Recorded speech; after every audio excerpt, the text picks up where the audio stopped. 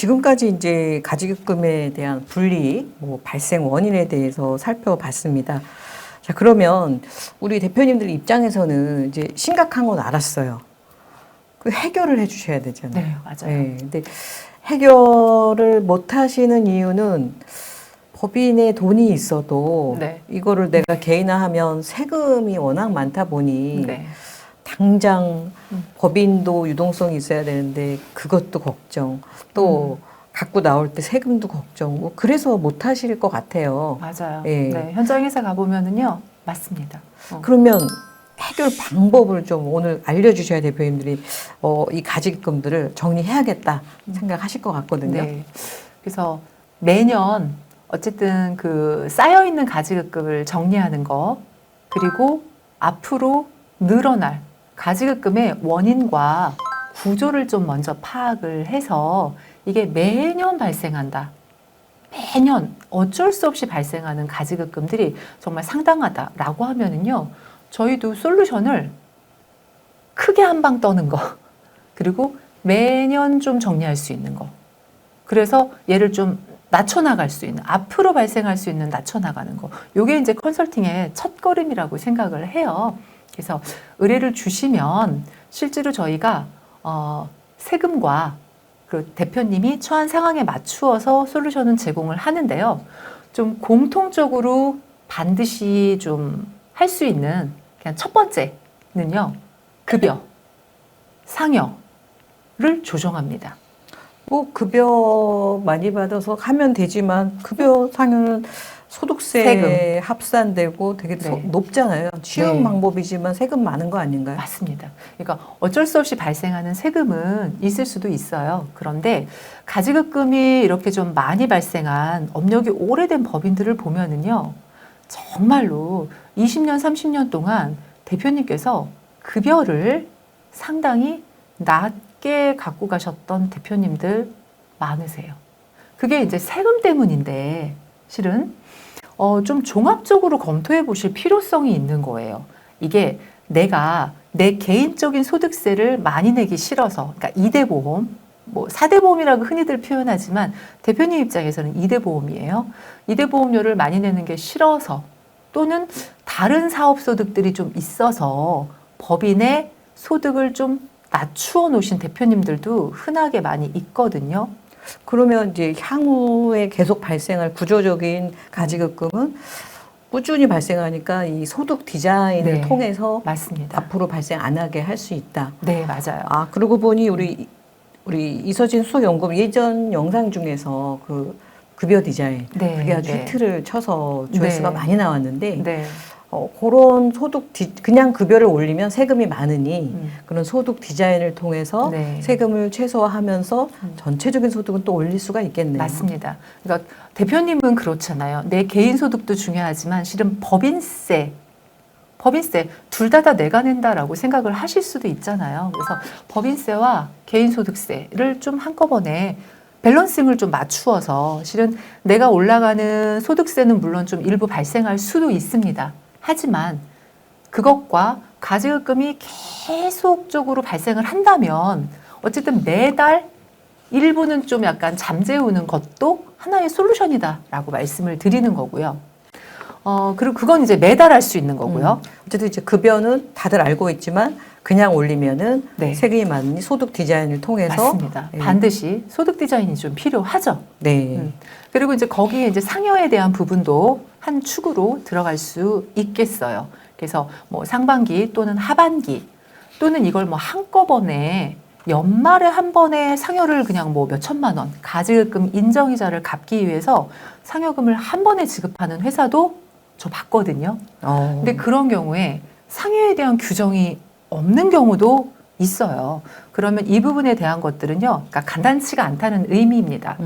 우리 회사 정관과 보수계약서에 이러한 규정들이 명확하게 좀 있어야 되고요. 특히나 보수계약서가 준비가 좀 되어 있어야지 이게 또한 비용으로, 송금으로 다 인정받을 수 있습니다. 네. 또 어떤 게 있을까요? 그리고 이제 임원의 신분에서 또 하는 거는요. 네. 아까 이제 저희 아까 예를 든 퇴직금 35억 말씀하시는 분 계시잖아요. 예, 퇴직금으로 해결할 수 있습니다. 큰 금액, 큰 금액이죠. 그래서 퇴직금 같은 경우는 실제로 뭐 1, 2억이 아니라 뭐 업력이 좀 오래되신 대표님들은 뭐 10억, 20억 또는 뭐 더 높은 금액도 나올 수 있어요. 그리고 일단은 종합소득 과세 대상이 아니기 때문에 퇴직 소득세로 인정을 받을 수 있기 때문에 건보료 추가분이 없잖아요. 그래서 실질적인 절세 항목으로 들어갈 수 있습니다. 단 여기에서 좀 조심하셔야 되는 부분은요.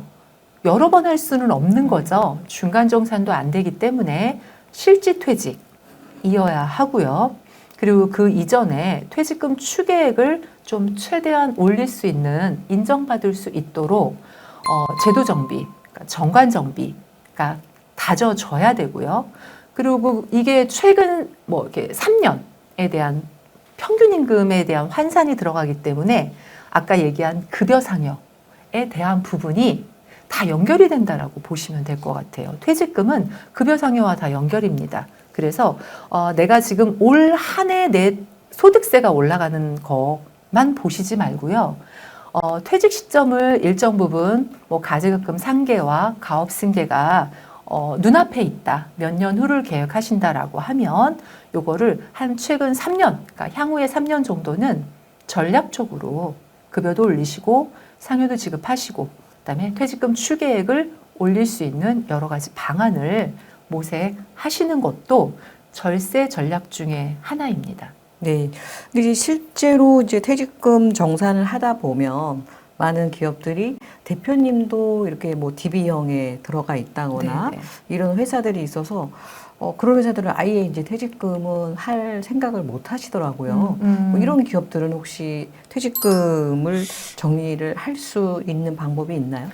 일단 그 DB형 또는 뭐 DC형으로 해서 그러니까 외감이 아닌 경우에요. 외감 같은 경우에는 우리가 정관상에 있는 지급 배수, 2배수 또는 3배수 이렇게 올곧게 다 들어가 있어요. 그렇게 해야지만 되는 거거든요. 그런데 대부분의 그냥 외감이 아닌 중소기업들은요. 실제로 보면은 정관이랑 좀 다르게 DC형에 들어가 있는 게 그냥 1배수.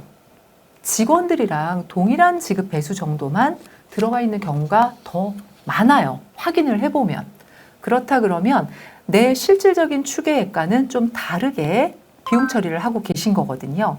그러면은 그걸 한번 면밀히 한번 보고 더 추가적으로 지급할 수 있도록 저희들이 이제 그 부분을 컨설팅을 진행을 또 해드립니다. 네, 이미 뭐 DB나 DC가 있어도 어쨌든 퇴직금을 실제 네, 정관에 있는 배수대로 할 수 있다. 맞습니다. 네. 일단 국세청에서 인정하는 퇴직 소득세에 규정이 있어요. 그거는 명확하게 기간별로 2012년도 이전, 그다음에 2020년도 이전 거에 대해서는 뭐 3배수까지 규정이 있다면, 그리고 이제 2020년도 이후부터의 재직 기간에 대해서는 2배수까지 인정인데, 이게 이제 2배수라고는 하지만 실질적으로는 2.4배라고 보셔야 돼요.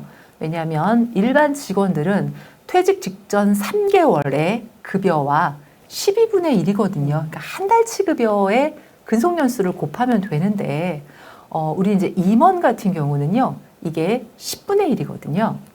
그 부분이 있기 때문에 그것도 감안하고, 그리고 이제 특히나 이게 2배수까지 인정이라고 해서 2배수까지밖에 내가 못 받냐, 그게 아니다라는 거죠. 그래서 퇴직금이라는 거는요, 첫 번째로는 우리 회사 정관에 정하는 금액이 있으면 법인세법상 그거를 먼저 합니다. 세금은 그 다음 문제인 거예요.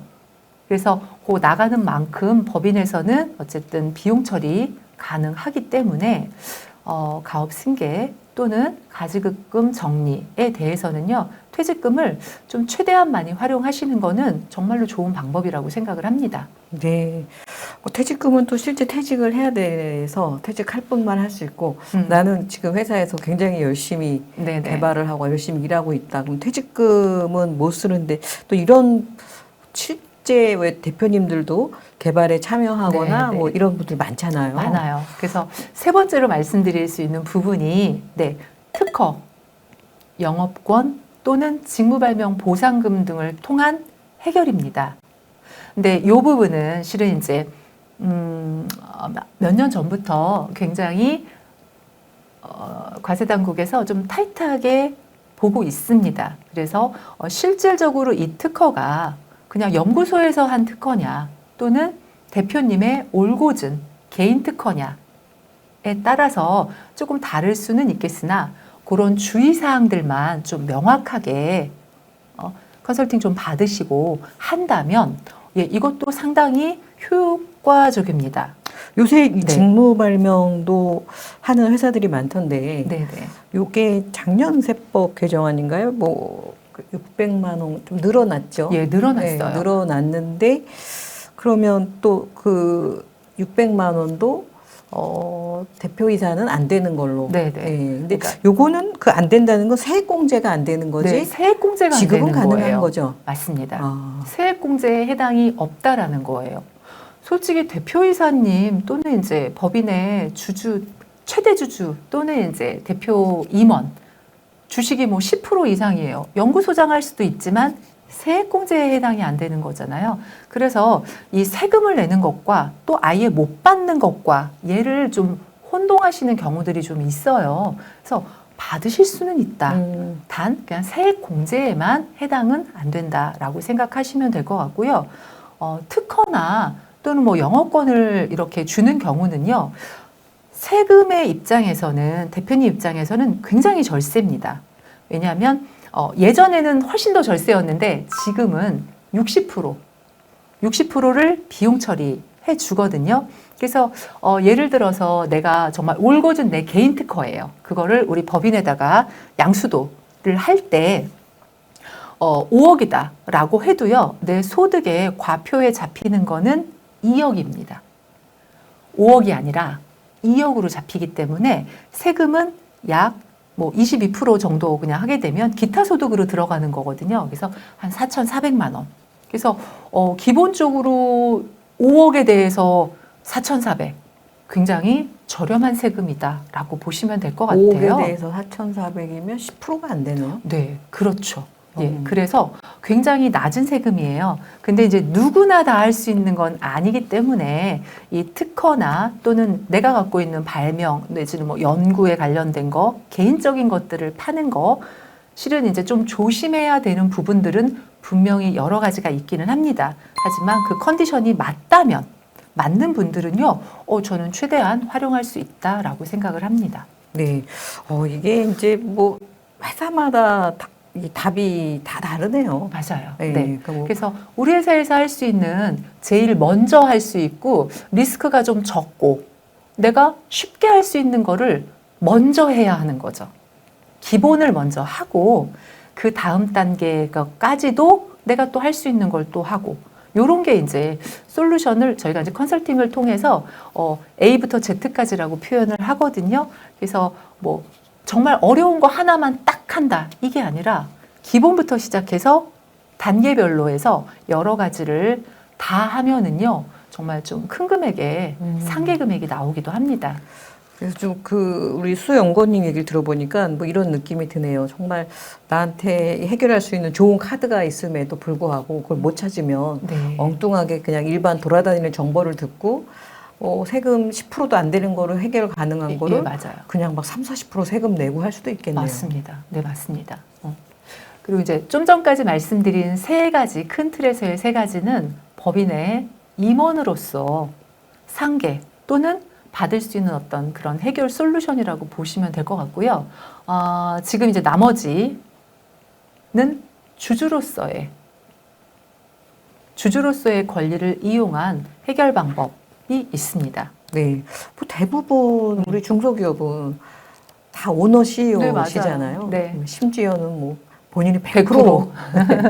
지난주에도 99%. 뭐 이렇게들 갖고 있으니까 어떻게 보면 주주로서 활용할 수 있는 게 훨씬 더 많을 것 같네요. 이제 내가 만약의 경우에 99%, 100%만 가지고 있어요. 그러면은 오히려 주주로서 매년 행할 수 있는 부분들은요, 오히려 적어요. 오히려 적어요. 혼자 갖고 있으면. 혼자 갖고 있으면요. 왜냐?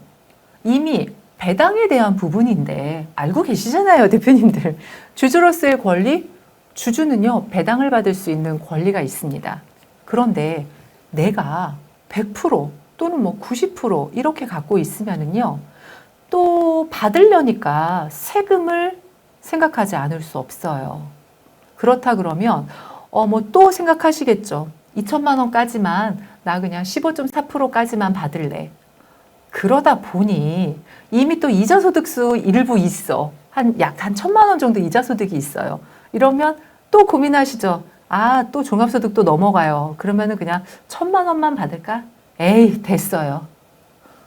이래서 누적되는 미처분 이익 잉여금들이 많이 쌓이게 되는 결과가 나오는 거거든요.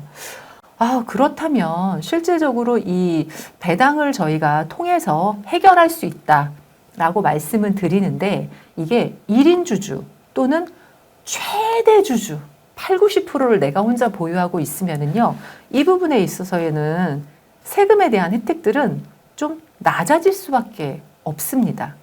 그래서 종합적으로 맞물려서는요, 주주 구성에 대한 부분이 좀 미리 분산되어 있다면 훨씬 더 좋은 배당소득세에 대한 부분, 종합소득세 좀 절감이 솔루션이 좀 나올 수 있고요.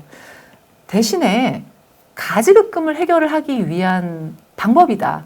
난 세금은 좀 내겠다. 라고 하면은 높은 프로테이지가 있으시다면 배당을 좀 더 받으실 수는 있겠죠. 근데 대표님들이 대부분 세금 계산해 드리면 세금 40% 내고서는 가지급금 4.6%짜리를 이기지 못해요. 그래서 그냥 내비두시더라고요. 배당은 메리트가 없네요. 그래서 좀 나누어져 있어야 실제로 내 패밀리에 들어오는 부분들이 그래도 금액이 좀 상당하다. 그리고 15.4%로 할 수 있다. 대신에 우리가 이제 주식 가치를 논할 때 이게 미처분 이익 잉여금, 배당을 정말로 계속하지 않았을 때와 매년 했을 때는 주식 가치는 달라집니다. 왜냐하면 잉여금의 폭이 계속 늘어나는 것과 배당을 통해서 자본 총계가 일부라도 감소를 하게 되면은요, 주식 가치에 대한 부분은 조금씩 우리가 이제 낮추는 작업들을 할 수는 있거든요. 그러니까 이런 부분들을 좀 전반적으로 종합소득세와 또는 분리과세 되는 부분만 볼 건지, 또는 대표님의 그 지분구조, 우리 법인의 지분구조는 어떻게 되어 있는지에 따라서 실은 조금 더 절세하면서 효율적으로 갚아나갈 수 있는 이런 부분이 설계가 가능할 듯 보입니다. 배당도 또 네. 이게 소득 디자인이 필요하네요. 다 연결되어 있죠. 네.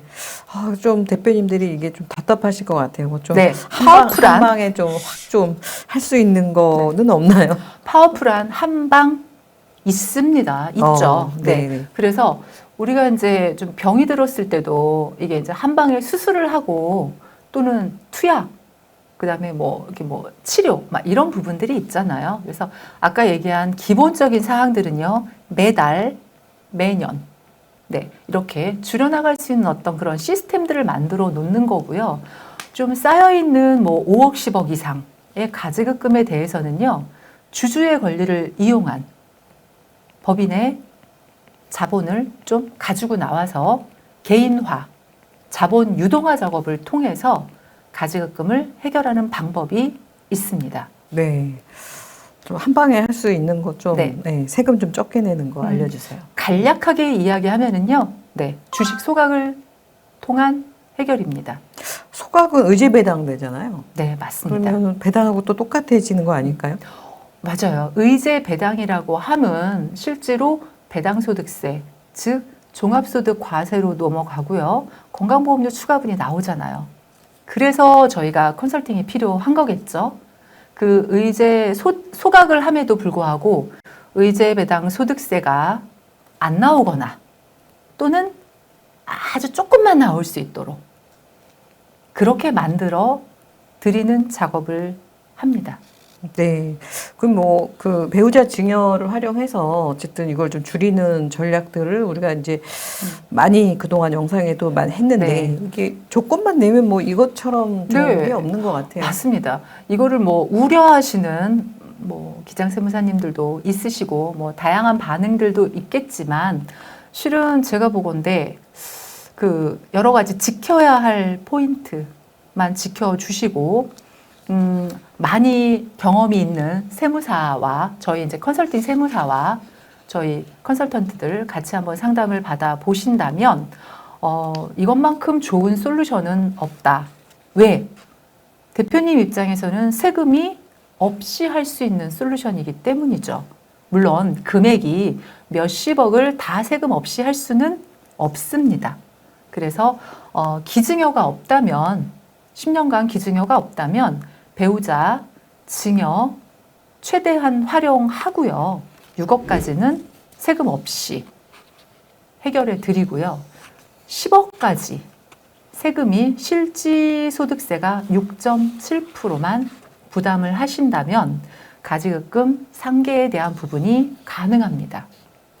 단 저희가 이제 좀 지켜야 될 몇 가지 사항들이 있습니다. 그리고 시간도 좀 필요합니다.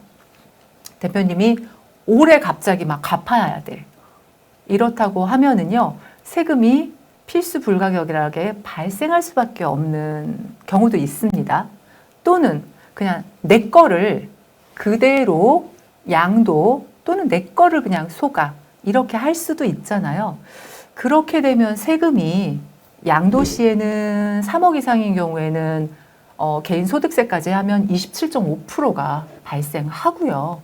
내 거를 소각을 한다라고 하면은 원래 액면가 대비 지금의 시가에 대한 차액분에 대해서 배당소득세가 나올 수밖에 없어요. 그래서 최대한 법적 배우자가 있는 경우에는요, 배우자의 기증여분을 한번 살펴보고 저희가 이걸 진행을 합니다. 그리고 이제 실행 시의 주의사항은 가장 중요한 거는 자금의 귀속에 대한 부분이에요. 자금의 귀속.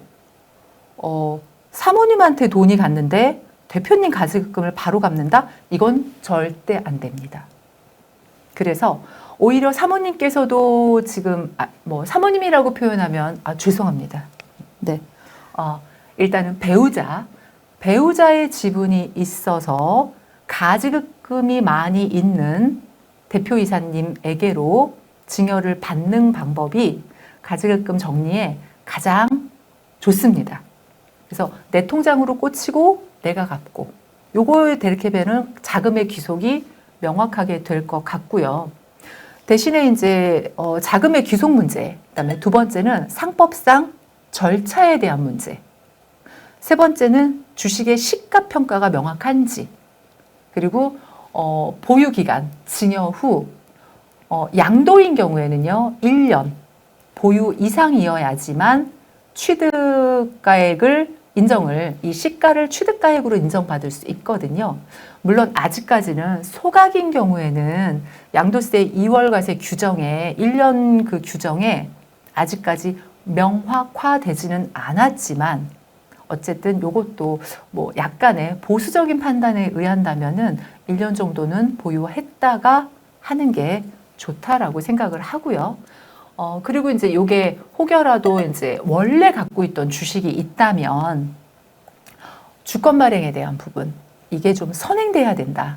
개별 주권에 대한 그 넘버링에 대한 작업이 좀 선행되어야 된다라고 말씀을 드리고요.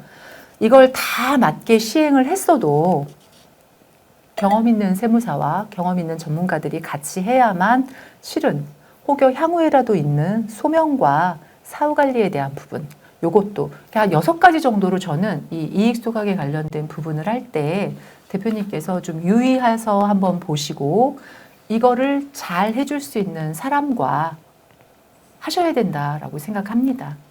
네. 이게 이제 3년도 더 됐죠. 계속 이제 과세가 되고 소송이 있고 네, 해서 네. 24년에 결국 이제 대법원에서 네. 더 이상 이 건으로 가져오지 말아라 한 거지만 실제 과세된 케이스도 꽤 있단 말이에요. 맞아요. 비슷한 행위죠. 똑같은 행위라고 볼 수는 없고 네. 그만큼 어떤 절차나 과정 이런 게 중요할 것 같아요. 맞습니다. 네, 그래서 이게 뭐 안전하냐 안 안전하냐 그런 기준은 없을 것 같고 안전하게 해야지 안전한 거고 네, 예, 맞아요. 정확하게 하지 않으면 다 언제나 과세 대상이 될 수 있어서 맞습니다. 그런 부분을 좀 주의하셔야 될 것 같고 네. 실제 이제 상담 의뢰하시는 건 중에서 배우자가 없는 분이 또 있으세요. 생각보다 네. 많으시더라고요. 그래서 이제 이 증여 소각에 대해서 이제는 뭐 그래도 제대로만 하면 안전하다라는 게 이제 많이들 생각을 하시는데 배우자가 없거나 아니면 이미 또 증여를 다 썼어요. 이런 회사들은 이 방법은 이제 못 쓰니 그러면 방법이 급여랑 배당밖에 없느냐 이렇게 염려를 하실 텐데 사실 이런 것도 저희가 뭐 유사배당 네. 저희가 용어는 뭐 상법 용어는 아니지만 유사배당을 통해서 거의 뭐 10% 미만으로도 예, 예. 가지금을 정리한 사례들이 꽤 있는 거로 있죠. 알고 있거든요. 네, 맞습니다. 네. 그래서 지금 대표님들께서 그냥 영상만 보고 여기저기서 이제 물론 이제 지식을 먼저 얻어야 되고 본인 스스로 이제 다 판단을 해서 의뢰를 주시는 대표님들도 계시지만 솔직히 이제 법인의 상황에 따라서 법인의 상황도 있고요. 대표님의 상황도 있는 거죠. 그런 여러 가지 중에서 어떤 솔루션을 적용을 하고 각각에 따른 세금은 어느 정도인지, 그다음에 내가 행할 수 있는 그 솔루션은 여러 가지가 있는데도 불구하고 내가 할 수 있는 부분이 뭐냐에 따라서 좀 달라지실 거거든요. 그래서 실은 좀 상담을 의뢰를 해 주시면 그거에 맞추어서 최적의 방안을 좀 말씀을 드리고요. 그리고 뭐 올해 할 수 있는 방안, 또 내년까지 좀 시간을 두면서 할 수 있는 방안, 또 3년 후까지 플랜을 잡아서 할 수 있는 방안, 그리고 법인의 컨디션, 그다음에 이제 뭐 부채 비율이라든지 영업적인 측면도 실은 다 고려해야 해요. 그래서 전반적으로 세금만이 아니라 우리 법인의 영업적인 컨디션, 그다음에 뭐 재무적인 컨디션 이런 것들도 다 봐야 하기 때문에 법인마다 다 해결책은 좀 다를 것 같습니다. 네. 그래서 뭐 증여 후 우리 소각이나 뭐 이런 거 외에도 네. 다른 방법이 뭐 있으니까 혹시 네. 배우자 증여를 다 써서 나는 못하는 거 아니냐 뭐 그렇지 않습니다. 네, 맞습니다. 그리고 네. 아무래도 이제 유튜브라는 그런 채널 특성상 이거를 좀 일반적인 거를 저희가 전달을 할 수밖에 없어서 지금 말씀해 주신 방법 외에 뭐 다른 방법들 얼마든지 있으니까 일단 대표님들이 내 상황에서 어떤 걸 쓸 수 있는지 개별적인 거를 체크하는 게 필요하겠네요. 네. 연락 주시면 의뢰 주시면은요 그 부분에 대해서 먼저 좀 파악하고 가장 효율적으로 절세할 수 있으면서 또 대표님의 고민거리를 정리해 드릴 수 있다라고 생각하시고 연락 주세요. 네. 오늘은 이제 가지금에 대해서 어떻게 보면 기본 개념부터 시작해서 문제점, 솔루션까지 쭉 하시느라고 이제 대표님들이 어려운 공부를 쭉 하셨는데 뭐 결론은 그런 것 같습니다. 나한테 맞는 솔루션은 따로 있다. 네, 맞습니다. 오늘 우리가 지금까지 말씀드린 솔루션은 일반적인 거다. 네. 그리고 상황에 따라서는 다 다른 솔루션이 있고 배당만 하더라도 너무나 여러 다양하죠. 가지가 있을 수 있죠. 네. 그리고 뭐 주식을 활용하는 것도 다양하고 그래서 일단 우리 오늘 가지금 해결 방안에 대해서 설명해 주신 우리 이서진 수석연구원님께 나도 한번 점검을 받고 싶다라는 대표님들은 영상 하단에 상담 신청 링크를 남겨주시기 바랍니다. 네. 우리 수석연구원님 마지막으로 당부의 말씀 부탁드리겠습니다. 네, 대표님 고민만 하지 마시고요. 네, 연락 주시면 대표님께 맞는 솔루션 그리고 최적의 솔루션을 제안을 드리도록 하겠습니다. 네. 대표님의 세금을 줄여드릴 수 있는 이서진 수석연구원님. 네. 네. 네. 대표님한테 딱 맞는 솔루션 아무나 못합니다. 우리 이서진 수석연구원님처럼 7년? 17년. 네, 17년 경험에서 뭐 어떤 케이스가 없었겠습니까? 수많은 케이스와 경험이 있어야 맞는 솔루션을 제대로 찾아드릴 수 있으시니까요. 네. 예, 영상 하단에 상담 신청 링크를 남겨주시기 바랍니다. 네, 감사합니다. 감사합니다.